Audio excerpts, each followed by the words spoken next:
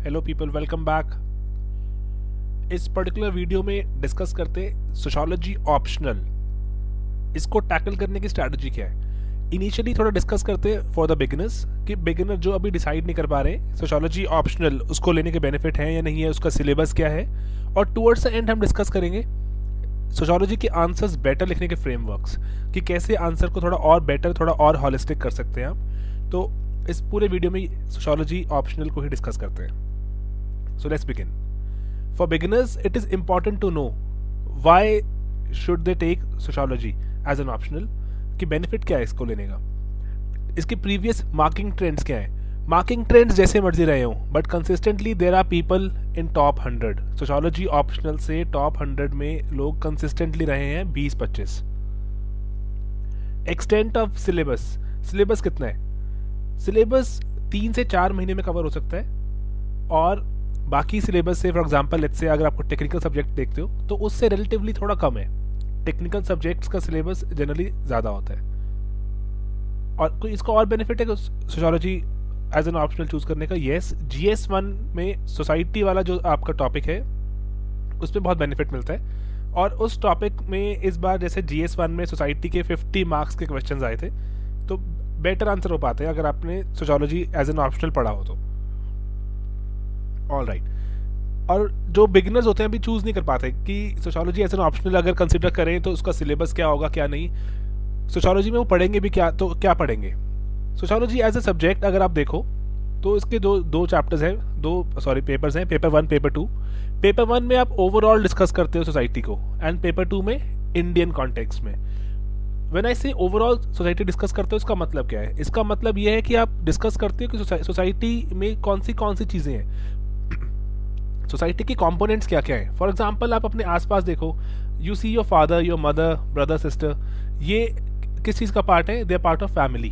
सो sociology में you will discuss family और उसके अंदर कंपोनेंट्स और कैसे वो बिहेव करते हैं, कि फादर का क्या रोल है फैमिली में, मदर का क्या रोल है, ऐसी चीज़ें। रिलीजन डिस्कस करोगे आप, रिलीजन का रोल क्या है सोसाइटी में, पॉलिटिक्स का क्या रोल है सोसाइटी में, कि मेल फीमेल में डिफरेंस क्यों है, रिच और पुअर में डिफरेंस क्यों है, इनको डिफरेंट बेनिफिट्स क्यों मिलते हैं। मेल को बेटर बेनिफिट दिए जाते हैं सोसाइटी में, पेट्रियार्किकल सोसाइटी बोलते हैं हम आज की सोसाइटी को, अपनी सोसाइटी को, कि मेल को बेनिफिट क्यों है। इन सब चीज़ों को स्टडी करते हो, अपने आसपास सराउंडिंग सोसाइटी को स्टडी करोगे आप। I find it very interesting. I am from engineering background, तो मेरे लिए तो ये काफ़ी अच्छा चीज़ था सोशियोलॉजी एज अ सब्जेक्ट पढ़ना। ओके, पेपर 1 में देखते हैं क्या होगा। फंडामेंटल्स ऑफ सोशियोलॉजी, इसमें टोटल 10 चैप्टर्स हैं अगर आप देखो तो। मैं briefly I go run through all the chapters, आपको बताते हुए कि क्या क्या चैप्टर में क्या क्या कवर कर सकते हैं आप, क्या क्या देखेंगे आप। किसी भी आप सब्जेक्ट को पढ़ेंगे उसका पहला चैप्टर होता है डिसिप्लिन, कि ये सब्जेक्ट आया कैसे, ये डेवलप कैसे हुआ, इसकी हिस्ट्री क्या है। थोड़ा हिस्ट्री के बारे में जानोगे इसके आप सोशियोलॉजी के, कि क्या रिक्वायरमेंट्स थी 17th-18th सेंचुरी की जब लोगों को सोशियोलॉजी एज एन ऑप्शनल चाहिए रहा होगा, या क्या हो सकता है पॉसिबिलिटीज़, इससे बेटर कैसे हो सकता है। साइकोलॉजी क्यों नहीं आंसर कर पाई सोसाइटी के क्वेश्चंस को, या फिर आप सोचो हिस्ट्री ही क्यों ना स्टडी कर लें, या फिर एंथ्रोपोलॉजी क्यों ना स्टडी कर लें, वाई सोशियोलॉजी इज रिक्वायर्ड। तो इन सब चीज़ों को डिस्कस करोगे आप अपने चैप्टर 1 में। देन यू डिस्कस कि क्या सोशियोलॉजी साइंस है भी है कि नहीं है, सोशियोलॉजी एज अ साइंस, कि ये साइंस है, ये आर्ट है, क्या है। तो ये स्टैंडर्ड सी एक डिबेट होती है किसी भी ह्यूमैनिटी के सब्जेक्ट में, कि वो साइंस है या नहीं। तो उस पर डिस्कशन होती है कि उसके टूल्स हम यूज़ कर सकते हैं साइंस के, या इसमें टूल्स नहीं यूज़ कर सकते। क्या हम सैम्पलिंग सर्वे फॉर एग्जांपल, ये वो जब जितनी भी चीज़ें हैं साइंटिफिक तरीके से कंडक्ट की जाती हैं, उसका कितना यूजेज है सोशियोलॉजी में, कितना नहीं, उसको लेकर डिबेट है ये। Then research methods, again technical topic है ये वाला, चैप्टर 3 थोड़ा टेक्निकल है। उसके बाद most important chapter of the entire syllabus, thinkers. इसमें आप 6 वेस्टर्न थिंकर पढ़ोगे आप, 6 वेस्टर्न थिंकर्स, और उन्होंने उनके कुछ रिलेटेड कॉन्सेप्ट्स। बहुत ही इंटरेस्टिंग चैप्टर है, आपको सोशियोलॉजी की एक्चुअल फीलिंग ही इसी चैप्टर से आएगी कि that you are studying sociology. Karl Marx के बारे में आप पढ़ोगे, सबसे important thinker. Then Durkheim, Weber, Parsons, Merton and G.H. Mead, these 6 thinkers.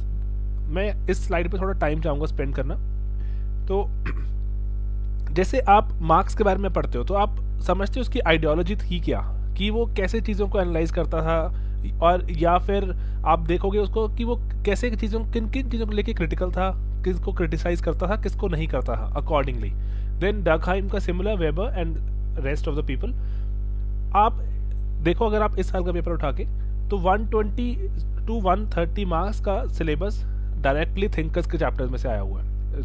Paper जो आपका इस बार का सोशियोलॉजी पेपर 1 डायरेक्टली थिंकर्स के चैप्टर में से है, बहुत ही इंपॉर्टेंट चैप्टर है। और इस चैप्टर से डायरेक्टली क्वेश्चन तो आते ही आते हैं, इनडायरेक्टली इस चैप्टर की एप्लीकेशन बहुत ज़्यादा है। आप लेट्स से चैप्टर आगे आएगा एक रिलीजन का, आप रिलीजन में कोट कर सकते हो कार्ल मार्क्स, उसने क्या कहा, डर्कहाइम ने क्या कहा, वेबर, पार्सन्स, इन सब के रिलीजन पे क्या क्या व्यू रहे हैं। फैमिली लेट्स से आता है क्वेश्चन, फैमिली में पार्सन्स के क्या व्यू रहे हैं, कि पार्सन्स को क्या लगता है फैमिली के क्या इंपॉर्टेंट फंक्शंस हैं, मार्क्स को क्या लगता है फैमिली क्यों होती है, मर्टन, मीड, इन सब चीज़ों के आप रोल्स और इन सब चीज़ों के आप देख सकते हो कि क्या क्या कॉन्ट्रीब्यूशन रहे इन बंदों के वेरियस अलग फील्ड में। तो ये चैप्टर जो है ये आप कह सकते हो कि आपको बहुत सारा फॉर्डर मटेरियल सप्लाई करेगा, बहुत सारा सामान देगा और जगह कोट करने के लिए।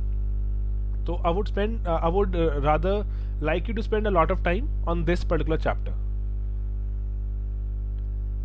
देन स्ट्रैटिफिकेशन वाले चैप्टर में आप स्टडी करोगे कि वेरियस सोसाइटी में सेगमेंट्स क्यों एग्जिस्ट करते हैं, कि मेल फीमेल, जैसे आप देखो अलग सेगमेंट है ना, मेल को अलग बेनिफिट मिलते हैं, फीमेल को अलग बेनिफिट मिलते हैं, बेटा बेटी घर में अगर आप देखो। और लेट्स से अमीर गरीब या फिर ओल्ड एज के बंदों को अलग अलग तरह का ट्रीटमेंट है और यंग को अलग तरह का ट्रीटमेंट है, थोड़ा डिफरेंस है ट्रीटमेंट में। तो ऐसा क्यों होता है, वेरियस स्टेटा क्यों डेवलप हो गए हैं, क्या उनमें मोबिलिटी मतलब उनमें मूवमेंट पॉसिबल है, कि क्या जो एक बेनिफिट किसी एक को मिले हैं दूसरे को मिल सकते हैं, क्या ऐसी कंडीशन हो सकती हैं, क्या पॉलिसीज बननी चाहिए, accordingly a lot of things आप स्टडी करोगे, थ्योरीज। देन वर्क, कैसे वर्क डिवाइडेड है, इकोनॉमिक लाइफ कैसे डिवाइडेड है सोसाइटी में, पॉलिटिक्स और सोसाइटी में डेमोक्रेसी क्या होती है, सिविल सोसाइटी क्या होती है, and so on. Then religion, society और किनशिप का चैप्टर है। देन किनशिप होता है आपकी फैमिली, रादर एक्सटेंडेड फैमिली, कि फैमिली में कैसे फैमिली क्या होती है और कैसे आप अपने रिलेटिव्स की पहचान करते हो कि हाँ ये मेरा रिलेटिव है कि नहीं। और इसमें आप देखोगे मैरिज क्या होती है and so on. Then last chapter of this paper is social change, कि चेंज कैसे आता है मॉडर्न सोसाइटी में, मॉडर्न सोसाइटी में चेंज के एजेंट्स क्या क्या है, क्या ये लॉ से आता है या एजुकेशन से आता है, अकॉर्डिंगली वेरियस अदर थिंग्स। तो ये पेपर 1 के थोड़ा सा आपको मैंने बताया सिलेबस में क्या होता है। Paper 2 it is devoted to Indian society. Indian society के कंपोनेंट्स क्या हैं, कि क्या क्या चीज़ों से बनती है सोसाइटी, उसका स्ट्रक्चर क्या है सोसाइटी का, कि कंपोनेंट्स क्या है, आपस में कैसे वो डील करते हैं और कैसे वो आपस में इंटरेक्ट करते हैं और इनमें चेंज कैसे आ रहा है। ये पेपर 1 की तरह चैप्टर्स में डिवाइडेड नहीं है, ये ABC पार्ट्स में डिवाइडेड है। पेपर 2 ABC टोटल देखें अगर आप तो 15 चैप्टर्स बनते हैं आपके। तो जैसे फॉर एग्जांपल जो आपका पार्ट 1 है इसमें इंडियन सोसाइटी की इंट्रोडक्शन है, इसमें बताएंगे आपको बताते हैं कि इंडियन सोसाइटी के पर्सपेक्टिव मतलब व्यू पॉइंट्स, कि किस किस बंदे ने इंडियन सोसाइटी को किन किन तरह से एनालाइज किया। ज़्यादा बंदे नहीं है, सिर्फ 3 लोगों के बारे में जानना है।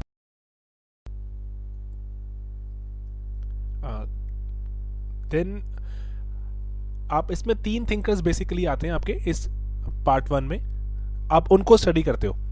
Then impact of colonial rule, कि कैसे कॉलोनियल रूल या अंग्रेज़ों के राज ने कैसे हमारी सोसाइटी को चेंज कर दिया। पहले एग्रेरियन सोसाइटी हुआ करती थी, देन ग्रेजुअली थोड़े ब्यूरोक्रेट्स आने शुरू हुए, एडवोकेट्स आने शुरू हुए, अकॉर्डिंगली बहुत सारी इन चीज़ों को स्टडी करते हो आप। ये है आपका पार्ट ए, इंडियन सोसाइटी की इंट्रोडक्शन। देन पार्ट बी में आप देखते हो सोशल स्ट्रक्चर, की सोसाइटी का स्ट्रक्चर कैसा है। हमारे देश में रूरल और एग्रेरियन सोसाइटी है, उसका स्ट्रक्चर कैसा है।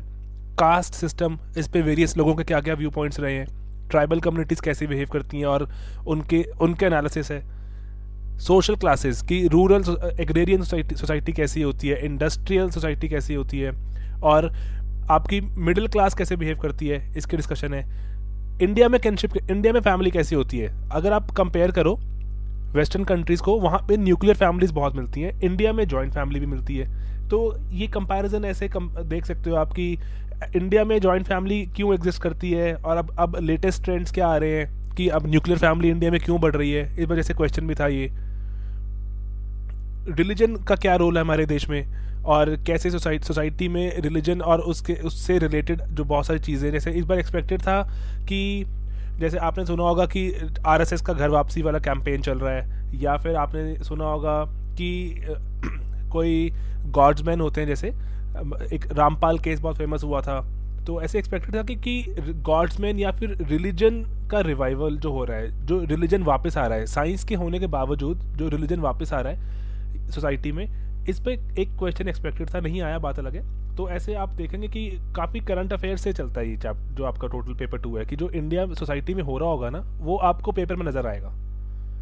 Then last is C, social changes, कि इंडिया में सोसाइटी में चेंजेस आ कैसे रहे हैं, विजन ऑफ सोशल चेंज। इसमें आप देखते हो कि लॉ या फिर कॉन्स्टिट्यूशन ने कैसे चेंज किया, एजुकेशन कैसे चेंज कर रही है सोसाइटी को, और रूरल एग्रेरियन ट्रांसफॉर्मेशन में आप देखोगे जैसे ग्रीन रेवोल्यूशन आया, ग्रीन रेवोल्यूशन ने कैसे चेंज कर दिया सोसाइटी को, और कैसे कास्ट सिस्टम डिसइंटीग्रेट हुआ कि नहीं हुआ, कि अब लेट्स से कोई लोअर कास्ट का कोई बंदा था, वो अमीर होना शुरू हो गया, तो उसको सोसाइटी में एक्सेप्टेंस मिली या नहीं मिली, कैसे कैसे कौन से इवेंट्स हुए, उसकी डिस्कशन हो जाती है। इंडस्ट्रियलाइजेशन, अर्बनाइजेशन का इम्पैक्ट, कि कब शुरू हुआ, क्या इम्पैक्ट रहा, पॉलिटिक्स का, सोशल मूवमेंट्स, हमारे देश में बहुत सारी मूवमेंट्स हुई हैं, पेजेंट मूवमेंट हुई है, फार्मर मूवमेंट्स हुई हैं, विमेन मूवमेंट हुई हैं, बहुत सारी मूवमेंट्स हुई हैं, उसके बारे में एनालिसिस होता है। देन इज पॉपुलेशन डायनामिक्स, की पॉपुलेशन कैसे चेंज हो रही है हमारे देश की, और कैसे हमारे देश में, जैसे फॉर एग्जांपल इस बार हमारे पेपर 2 में क्वेश्चन था कि एजेड पॉपुलेशन, जो 60+ वाली जो पॉपुलेशन है, उसका एनालिसिस करना था कि आने वाले टाइम में वो बढ़ेगी, घटेगी, कैसे रहेगी, सरकार को उसके लिए क्या पॉलिसीज बनानी चाहिए। आप देखो तो अगर आप नॉर्मली बिना सोशोलॉजी पढ़े भी उसको आंसर कर सकते हो।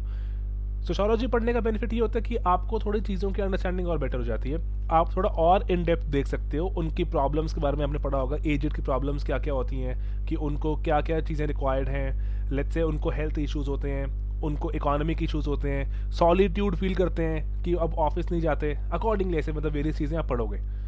एंड लास्ट इज चैलेंजेस क्या है सोशल ट्रांसफॉर्मेशन के, ये चैप्टर बहुत इंपॉर्टेंट चैप्टर है। चैलेंजेस, फॉर एग्जांपल मैंने से चैलेंजेस, इसका मतलब है, एग्जांपल लेके बताता हूँ आपको, जैसे लेट्स से आपने डैम बनाना है, नर्मदा बचाओ आंदोलन था जैसे, तो डैम बनाना है आपको ताकि इंडस्ट्रीज को बिजली जाए या फिर पानी, जो भी सिंचाई के लिए पानी चाहिए आपको, तो आप उसके लिए, लेकिन आपने लोगों को डिस्प्लेस कर दिया, बेनिफिट किसी और को हो रहा है और डिस्प्लेसमेंट किसी और की हो रही है। वही थोड़ा अमीर गरीब वाला ही है कि अमीरों को बेनिफिट देने के लिए, क्योंकि इंडस्ट्री चले एंड ऑल, आपने गरीबों को डिस्प्लेस कर दिया। क्या ये ठीक है, क्या ये करना पड़ेगा हमें, हमारी ये रिक्वायरमेंट है या फिर सरकार मिली हुई है, ऐसे जो भी चीज़ें हैं, अकॉर्डिंगली आप इसको एनालाइज करोगे चैलेंजेस में, कि क्या क्या चैलेंजेस हैं, कि क्यों हम फीमेल को बराबरी का दर्जा नहीं दे पाते, क्या चैलेंजेस हैं, क्यों अभी भी खाप पंचायत एग्जिस्ट करती हैं, अकॉर्डिंगली बहुत सारी चीज़ें आप इसमें जानोगे।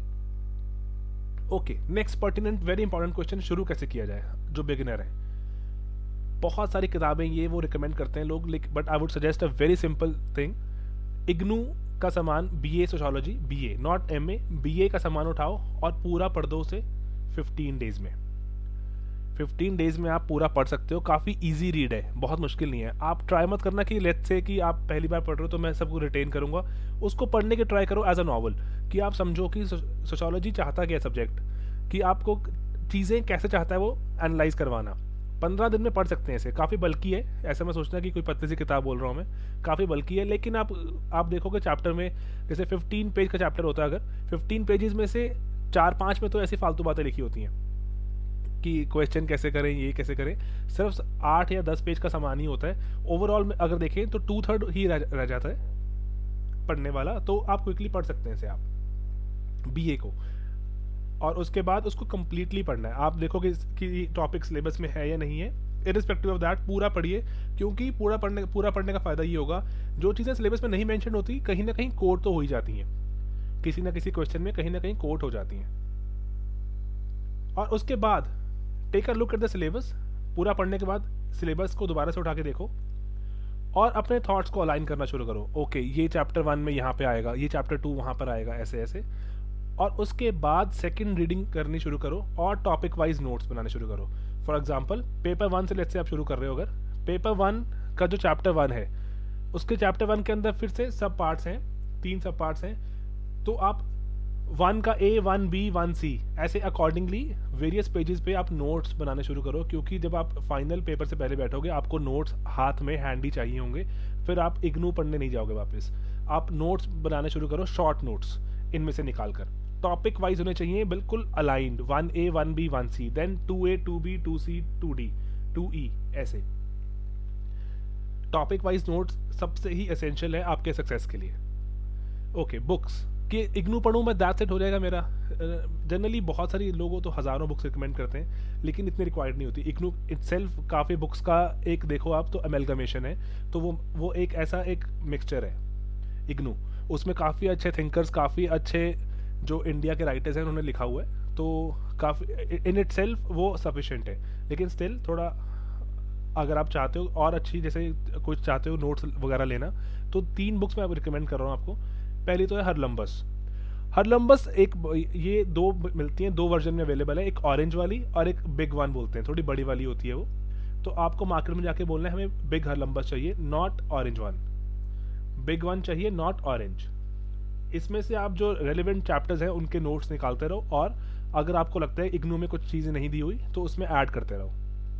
देन रिट्जर होती है, रिट्जर एक बुक है, ये भी आप खरीद सकते हो। थिंकर्स इसमें अच्छे दिए हुए हैं, बाकी बहुत ही आई वुड से एवरेज है, बहुत कोई खास चीज़ नहीं है। थिंकर्स के लिए ठीक है, अगर फ्रेंड के पास किसी के पास है तो जेरोक्स करवा लो जैसे मर्जी, तो इतनी एसेंशियल नहीं है, बट स्टिल बाकी सबसे बेटर है। And then is Anthony Giddens, ये मॉडर्न डे या आजकल के एक थिंकर हैं एंथनी गिडन्स। तो इन्होंने सोशोलॉजी पे काफ़ी काम किया है, अभी भी एक्टिव है। तो एंथनी गिडन्स की बुक पे आप पढ़ सकते हो सोशोलॉजी पर, आपको अच्छा पर्सपेक्टिव मिलता है। काफ़ी बल्कि है और रेलिवेंट चैप्टर्स पढ़ सकते हो, सब मत पूरा मत पढ़ना, बट स्टिल रेलिवेंट। और अगर आप इसको अवॉइड चाहते हो करना, हरलम्बस रख लेना आप, रिट्जर एंथनी गिडन्स आप अवॉइड कर सकते हो इजीली। हरलम्बस आपको काफ़ी हेल्प करेगी, मस्ट है, this you should buy with IGNOU BA। Okay, next level पे ले जाने के लिए आप, लग्जरी बता रहा हूँ आपको मैं कि आपको लगता है काफ़ी आपको सोशोलॉजी समझ आ गई है, तो इग्नू के MA के नोट्स उठा सकते हो, उसमें से कर्सरी ग्लांस दो फटाफट से क्विकली, आपको लगता है कि आपको काफ़ी चीज़ समझ आ गई है बेटर लेवल पे। और आप मार्केट से नोट्स भी खरीद सकते हो। मैंने उपेंद्रा सर के, महापात्रा सर के बहुत सारे नोट्स देखे, लेकिन जो मुझे बेस्ट लगे वो सिंदूरी मैम के नोट थे। सिंदूरी ma'am, she got into IAS इन 2010 और 11, आई एम नॉट श्योर, लेकिन उनके नोट्स मार्केट में मैंने देखे, मुझे काफ़ी अच्छे लगे, बहुत ही ढंग से बनाए हुए थे, और थोड़ा नोट मेकिंग की आर्ट भी समझ आती है कि नोट्स बनाने कैसे हैं। काफ़ी अच्छे नोट्स बनाए हुए थे उन्होंने, और उनके नोट, आप उनके नोट्स उठाओ और अपने जो आप नोट से थोड़ा लेट्स से वीजा भी कंपेयर करो, देखो जो चीज़ें मिसिंग है वो उठा के उनके नोट से अपने नोट्स में कॉपी करो, देखो कि चीज़ों को कंप्लीट करो और हॉलिस्टिक बनाओ। क्योंकि अगर आप लेट्स से महापात्रा सर के नोट्स उठाओ या किसी भी और सर के नोट्स उठाओ, आपको लगेगा कि और नया पॉइंट मिल गया और नया, तो इनफाइनाइट है ये, नए नए पॉइंट्स तो मिलते ही रहेंगे। लेकिन एक जगह पे आपको थोड़ा ट्रेड ऑफ, थोड़ा बैलेंस करना होगा कि ओके मैंने हर एक टॉपिक कवर कर लिए और मेरे को लगता है मैंने एवरेज डेप्थ तो कवर कर ही ली है, तो दैट्स इट। क्योंकि आपको मेमोराइज भी करना है सब कुछ, वहाँ जाके आपको रिप्रोड्यूस भी करना है। तो इसलिए I am not recommending a lot of books and lot of things. तो आपने इग्नू BA देखा, हरलम्बस से उसको अकम्पनी किया, और सिंदूरी मैम के नोट से आप सामान निकालो और उसमें कॉपी करो। देन अखबार तो बहुत ही इंपॉर्टेंट है, GS के लिए एक पेपर आप पढ़ते ही हो, तो आप रेलिवेंट करंट इवेंट्स भी आप अपने रेलिवेंट, आप mark relevant in quotes, relevant current events जो आपको लगता है सोशोलॉजी के लिए रेलिवेंट है, उस पर भी नज़र रखो और देखो एनालिसिस कि वो कैसे एनालाइज कर रहा है, जो न्यूज़पेपर में आर्टिकल्स आ रहे हैं अकॉर्डिंगली कैसे एनालाइज कर रहे हैं और क्या क्या पॉइंट निकल के आ रहे हैं, अपने नोट्स में ऐड करते रहो जो जो आपको लगता है चैप्टर से रिलेटेड है। फॉर एग्जाम्पल रिपोर्ट आई कोई फीमेल इन्फेंटिसाइड पर कि फीमेल इन्फेंटिसाइड क्यों बढ़ रहा है, तो आप उसके पॉइंट्स उठा के कॉपी करो। माइग्रेशन क्यों हो रही है, लेट्स से माइग्रेशन हो रही है, यूपी से महाराष्ट्र में लोग आते हैं, वहाँ पे उनको अच्छा ट्रीटमेंट नहीं मिलता, तो क्या उसके रिपरकशन है सोसाइटी में, उसके माइग्रेशन के क्या बेनिफिट हैं, क्या नुकसान है, अकॉर्डिंगली आप इस पर बहुत सारे आर्टिकल छपते रहते हैं। रिलीजन में देखो आप कन्वर्जेंस जो आजकल हमने डिस्कस किया, जैसे घर वापसी एंड ऑल जो डिबेट चल रही है, या फिर गॉड्समैन के एग्जिस्टेंस जो है, ये थोड़ा तो ये काफ़ी कॉन्ट्रोवर्शियल टॉपिक होते हैं सोसाइटी में, एग्जिस्ट करते हैं, इसको कुछ लोग एक्सेप्ट करते हैं, कुछ लोग एक्सेप्ट नहीं करते, इसलिए कंट्रोवर्सी क्रिएट हो जाती है और ये इसलिए पेपर में आने के चांसेस बढ़ जाते हैं। इसका एनालिसिस होना चाहिए आपके पास।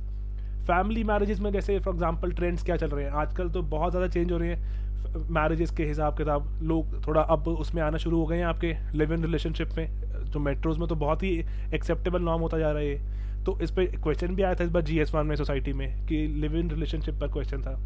और फैमिलीज़ के नए नए टाइप कैसे निकल के आ रही हैं, गे पेरेंट फैमिली आ रही हैं, गे पेरेंट फैमिली का तो बहुत ही स्टैंडर्ड क्वेश्चन होता है, सोशोलॉजी में आता ही आता है। और single parent family, Sushmita Sen की जैसे है, सिंगल पेरेंट है वो, तो अकॉर्डिंगली आपको जानना है कि नए नए ट्रेंड्स क्या निकल के आ रहे हैं, एट्सेट्रा एट्सेट्रा, बहुत सारी चीज़ें आती रहेंगी। और पढ़ना कैसे है, अब ये है थोड़ा एडवांस लेवल, फ्रेमवर्क्स बनाया आपको। आप इनफाइनाइटली याद नहीं कर सकते चीज़ों को, और मैं पढ़ता रहूँ याद करता रहूँ, उसको क्रैम करता रहूँ। Cramming is not the way out. किसी भी यूपीएससी एग्जाम को क्रैक करने के लिए, GS 1 2 3 4 जो मर्जी हो, आपको फ्रेमवर्क चाहिए होंगे। आप चीज़ों को पढ़ो, उसको ढंग से पढ़ो, और लेकिन उस वक्त टेंडेंसी नहीं होनी चाहिए कि मैं सब कुछ रट्टा मार लूँ और क्रैम कर लूँ। फ्रेमवर्क्स होने चाहिए आपके पास। फ्रेमवर्क जैसे फॉर एग्जांपल जो हमने खुद दोस्तों ने बैठ के बनाए थे, जिस पे हम चीज़ों को एनालाइज करते थे। जैसे फॉर एग्जांपल CCR, एक हमने CCR फ्रेमवर्क बनाया था। लेट्स से कोई क्वेश्चन आता है थिंकर का, किसी थिंकर का क्वेश्चन आता है, उसको हम कैसे एनालाइज करें कि इस थिंकर की थ्योरी को डिस्कस कर लो, या इस थिंकर की थ्योरी के बारे में कुछ बताओ, डिस्कस, एग्जामिन, कुछ भी। तो हम CCR अप्रोच से करते हैं डिस्कस। CCR क्या होती है? Contribution, criticism, relevance. कि इस थ्योरी का कॉन्ट्रीब्यूशन क्या है, कि इसमें हम बताएंगे ये थ्योरी थी क्या, इसने ये थ्योरी दी तो उसमें क्या समझाया, थोड़े एक्सप्लेनेशन, उस पर कुछ वर्ड्स। क्रिटिसिज्म, कि इस थ्योरी में क्या क्या मिसिंग रह गया, बाकी लोगों ने इस थ्योरी के बारे में क्या कहा, कि इस थ्योरी में ये चीज़ मिसिंग है या फिर वो चीज़ और होनी चाहिए थी। एंड देन रेलिवेंस, कि आज के ज़माने में ये थ्योरी कितनी रेलिवेंट है। CCR approach.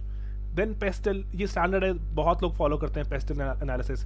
कोई भी टॉपिक में आपको मिल गया, तो लेट्स से आपको कोई मूवमेंट डिस्कस करनी है, या आपको कुछ भी डिस्कस करना है कि उसका क्या इम्पैक्ट रहा, तो आप डिस्कस करते हो पेस्टल से, कि पॉलिटिकल इम्पैक्ट क्या रहा, economic impact, social, technological, environmental and legal.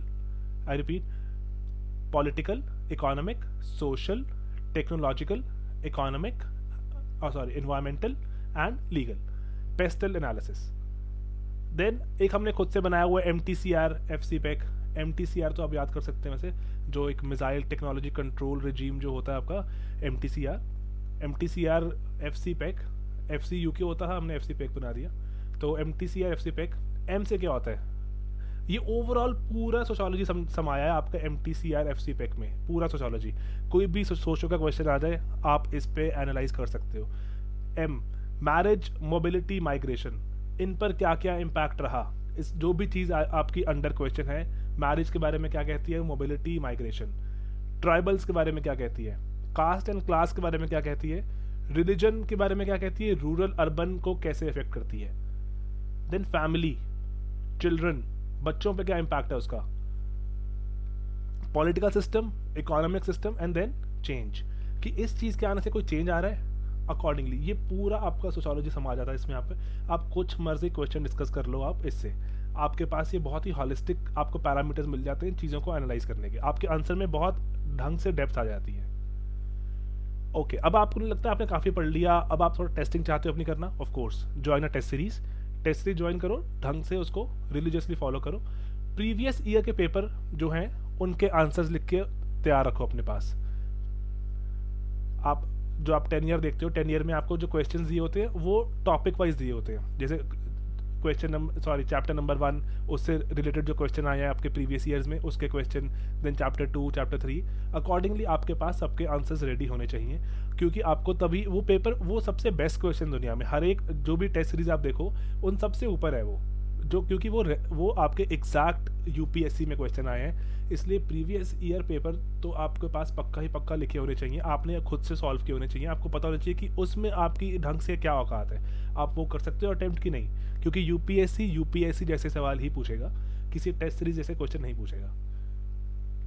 और ऑफ कोर्स अपने भाई बंधुओं दोस्तों के साथ डिस्कशन तो करनी ही करनी है। डिस्कशन सबसे ज़रूरी है, आपको नए नए पॉइंट्स मिलते हैं, नए नए व्यू पॉइंट्स मिलते हैं, और आपके दिमाग में चीज़ें बैठती हैं। और कुछ इंपॉर्टेंट चीज़ें, पूरा सिलेबस खत्म करना ज़रूरी है, क्योंकि एक एक छोटे से छोटी चीज़ पे क्वेश्चन आते हैं। और जैसे आप देखोगे question number 1 and question number 5 in both the papers, जब आप पेपर देने जाओगे, पेपर 1 पेपर 2, 1 एंड 5 कंपलसरी होते हैं। और उन कंपलसरी क्वेश्चन में कुछ भी ना वो गंदी सी चीज़ पूछ लेते हैं, जो आपको लगता है ये टॉपिक बड़ा ही नॉन इम्पॉर्टेंट टॉपिक था, ये अनइम्पॉर्टेंट टॉपिक पे तो क्या ही कोई पूछेगा, लेकिन आपको लगता है वो कंपलसरी में आ गया, अब तो आपको वो लिखना ही पड़ेगा, तो आपके नंबर वहाँ कट जाते हैं। तो पूरा सिलेबस खत्म करना मस्ट है, एक भी टॉपिक नहीं छोड़ सकते आप। टॉपिक वाइज नोट्स, अगेन मैं रिपीट कर रहा हूँ, टॉपिक वाइज नोट्स होंगे तो आपका सिलेबस बहुत ढंग से कवर हो जाएगा, दिमाग में क्लैरिटी रहेगी। ऐसा करते हैं कई लोग कि चैप्टर 7 पहले है, फिर चैप्टर 1 आ रहा है, फिर चैप्टर 6 आ रहा है, फिर 4 आ रहा है। ऐसा नहीं हो सकता, आपको टॉपिक वाइज नोट्स होंगे, दिमाग में बहुत ढंग से क्लैरिटी रहेगी। करंट अफेयर्स में जितने भी डेटा इवेंट्स वगैरह आ रहे हैं, नोट्स में रेगुलरली अपडेट करना है अपने। आपको लगता है रिलीजन पे कुछ आया तो रिलीजन को उठा के डाल दो, फैमिली पे कुछ आया उठा के उस चैप्टर में डाल दो।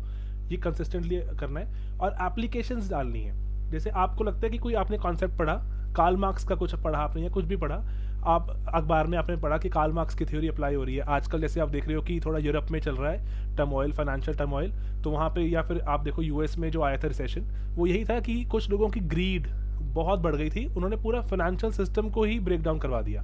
तो आप, वो कार्ल मार्क्स भी यही बोलता है, कार्ल मार्क्स बोलता है कि क्यों कुछ जो कैपिटलिस्ट हैं, ये कैपिटलिस्ट पूरे सिस्टम को कोलैप्स करने के केपेबल है और कैपिटलिज्म के खिलाफ था वो। तो आप कह सकते हो कि हाँ, आज के ज़माने में देखो आप कार्ल मार्क्स कितना रेलिवेंट है, अकॉर्डिंगली जो क्वेश्चन की डिमांड है, एप्लीकेशन स्ट्रांग होनी चाहिए। और again last point is thinkers के चैप्टर को पेपर 1 पेपर 2 में जहाँ जहाँ थिंकर्स आते हैं आपको न्यूमरस टाइम्स, मल्टीपल टाइम्स वो चैप्टर करने हैं, सबसे इंपॉर्टेंट चैप्टर्स हैं वो। और उन चैप्टर्स में जो आप पढ़ोगे उसको रिपीटेडली, आपको लगता है जहाँ एप्लीकेशन है वहाँ कोट भी करना है, quote them, quote those thinkers, उन थिंकर्स को कोट भी करना है आपको। और finally before we conclude, sociology is relatively a simpler subject. It is simple and it is simplistic. Simplistic, when I say simplistic I mean कि चीज़ें बहुत ज़्यादा कॉम्प्लेक्स नहीं होती हैं, जो आप सोच रहे हो वो उसके काफ़ी नज़दीक होती हैं। थोड़ा आपको बस उसमें डेप्थ डालनी है, थोड़ा और अंडरस्टैंडिंग को आपको डेटा से और एनालिसिस से बैक करना है ताकि आपका आंसर और बेटर लगे। और अननेसेसरी जार्गन यूज़ करके आप चीज़ों को और कॉम्प्लेक्स कर देते हो, खुद ही समझ नहीं आता आपने क्या लिखा है। अननेसेसरी जार्गन से बचना है। मैंने जितने भी लोगों को देखा है जिनके अच्छे मार्क्स हैं, कोई अननेसेसरी जार्गन यूज़ नहीं करता। मैंने से जार्गन मीन्स कि ऐसे कॉम्प्लेक्स वर्ड्स जो रिक्वायर्ड ही नहीं थे वहाँ पर। आपको लगता है कि थोड़ा सोचो की फीलिंग लेने के लिए मैं डाल दूँ, थोड़ा खतरनाक सा वर्ड है, रिक्वायर्ड ही नहीं है, सिंपल वर्ड लिखो आप। एनालिसिस, बहुत सारे लोग होते हैं वो इतने थिंकर्स पढ़ लेते हैं कि उनका आप आंसर पढ़ो तो आपको लगता है कि सिर्फ आप थिंकर्स के नाम पढ़ रहे हो, एनालिसिस तो कहीं नजर ही नहीं आता। So do more analysis than quoting thinkers quote करने से ज़्यादा ज़रूरी है एनालिसिस। अगर आपके पेपर में, जैसे मेरे last time one of my friends, उसने बहुत ही कम थिंकर कोट किए and he got 228 marks in sociology. 230 was highest and 228 he got. He did not quote any thinker in paper 2, एक भी थिंकर नहीं, but he was amazing at analysing. And again last word of the entire presentation is topic wise notes होने चाहिए, क्योंकि paper से पहले आप बैठोगे, अगर आपके टॉपिक वाइज नोट्स नहीं हुए, you will be frustrated and you will end up screwing your exam. Topic wise notes are a must definitely, and thanks a lot for watching it.